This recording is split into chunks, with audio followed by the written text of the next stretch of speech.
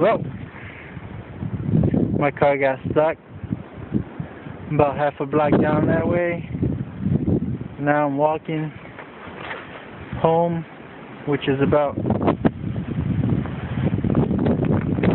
block and a half that way. And yet, I'm in the middle of the road.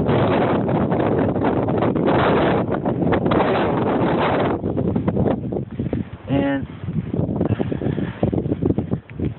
it is about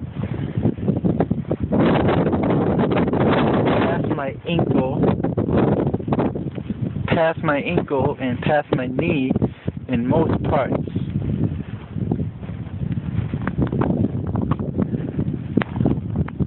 I tried for about 30 minutes to get out, but since I only live right there, over there somewhere, I'll do something tomorrow. It's 3 o'clock in the morning,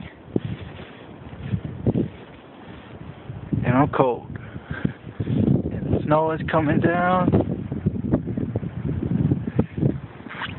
and my phone is getting wet doing this. My house is that way. Yeah, well, this sucks. This really sucks. But I got this scarf, so I can't complain.